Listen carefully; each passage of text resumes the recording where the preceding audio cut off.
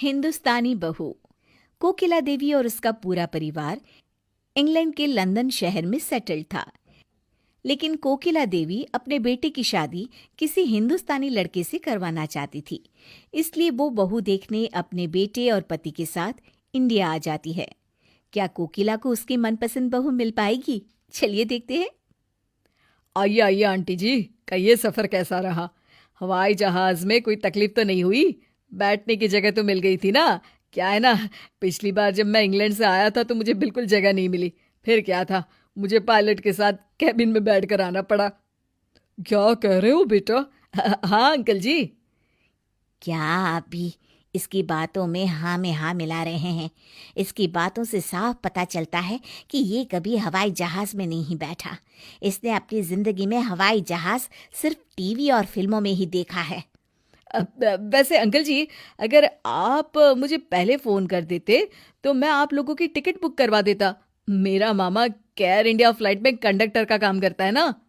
ये क्या जी, आपको पूरे इंडिया में शादी करवाने वाला दूसरा ब्रोकर नहीं मिला क्या? अच्छा बेटा, एक बात बताओ, तुम्हारी शादी हो गई है? जी नहीं आंटी जी, अभी तक कोई अच्छी लड़की नहीं मिली। सुन लिया, अपने खुद की शादी तो करवा नहीं पाया, मेरे बेटे की शादी क्या करवाएगा? अगले दिन ब्रोकर उन सभी को शर्मा जी के यहाँ ले जाता है। परदेसी परदेसी जाना नहीं, मुझे छोड़ के परदेसी। अरे बस बस बस, शर्मा जी ये क्या है? बहन जी, मेरी बेटी को बचपन से ही गाने का शौक है। ये भजन भी बहुत अच्छा गाती है।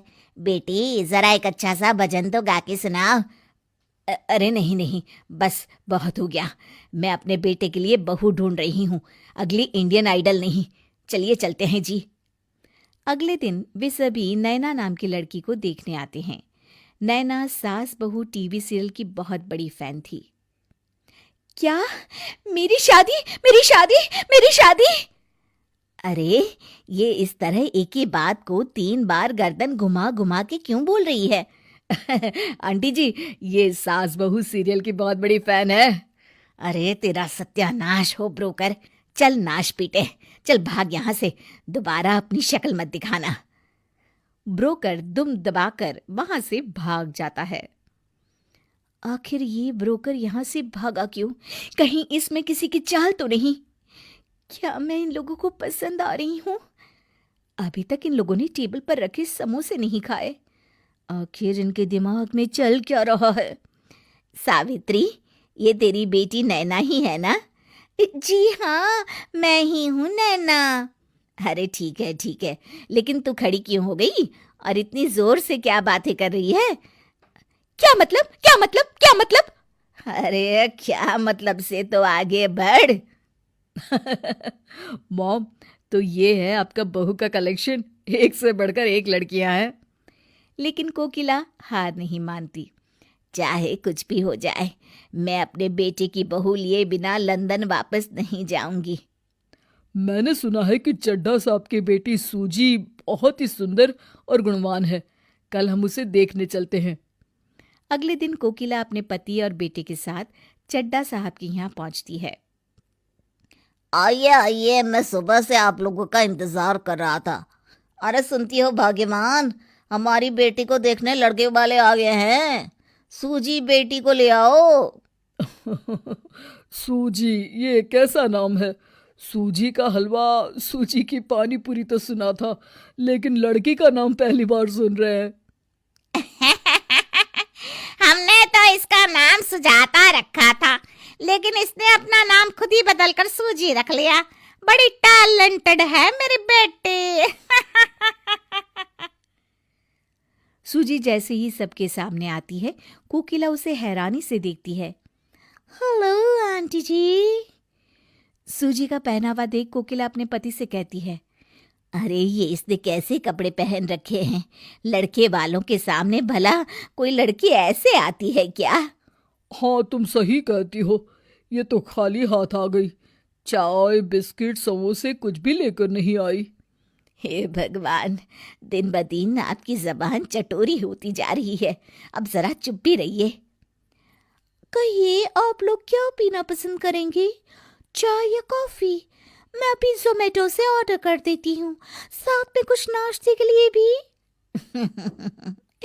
बेटी, चाय नाश्ता तुम खुद क्यों नहीं बनाती? ओह नो, किचन में काम करके मुझे अपनी स्किन खराब करनी है क्या? हम घर में खाना नहीं बनाते, हमारे यहाँ दोनों टाइम का खाना बाहर से आता है। हमारी बेटी पूरी मॉडर्न है, मॉडल। हाँ, इंग्लिश मीडियम स्कूल में पढ़ी है, फुल इंग्लिश बोलती है जी।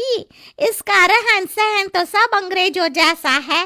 बस ये समझ लीजिए कि ये गलती से इंडिया में पैदा हो गई है। आप बिल्कुल सही कह रही हैं। आपकी बेटी तो अंग्रेजों से भी ज्यादा अंग्रेज है। माफ करना, मुझे अपने बेटे के लिए एक सीधी साधी समझदार घरेलू लड़की चाहिए। तीनों वहां से जाने लगते हैं। कोकिला गुस्से में बड़बड़ाने लगती है। हे भगवान, ये क्या हो रहा है? हिंदुस्तान में अच्छी लड़कियों का अकाल पड़ गया है क्या? रोज अजीबोगरीब लड़कियां मिल रही है। लगता है मेरा बेटा कंवारा ही रह जाएगा। तभी कोकिला दरवाजे की सीढ़ियों पर लड़खड़ाकर गिर जाती है। हाय, मर गई मेरा पैर। तभी पास खड़ी पूर्णिमा नाम की लड़की दौड़कर कोकिला के पास आती है। रुकिए आंटी जी, पैर सीधा रखिए। कुछ नहीं, मामूली सी मोच है, मैं अभी इसे ठीक कर देती हूँ। ऐसे बस हो गया आंटी जी। अब कैसा लग रहा है? वाह बेटी, तुम्हारे हाथों में तो जादू है। अरे कोई जादू वादू नहीं है, ये तो एक डॉक्टर है। कोकिला को पूर्णिमा एक नजर में पसंद आ जाती है। भगवान के घर देर है अंधेर नहीं। बस अब तो यही लड़की मेरी बहू बनेगी। बस फिर क्या था, कार्तिक और पूर्णिमा भी एक दूसरे को पसंद कर लेते हैं और बड़ी धूमधाम से दोनों की शादी हो जाती है।